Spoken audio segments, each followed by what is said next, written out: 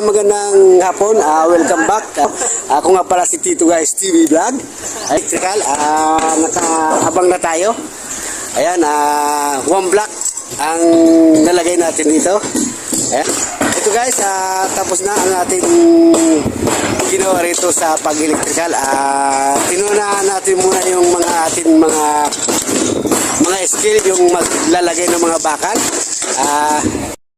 Yung mga bakal, kasi guys, yung mas maganda mauna tayo paglagay ng electrical para mabilis, para hindi tayo mahirapan paglagay ng electrical. Kung meron guys na bakal, mas maganda walang bakal pa.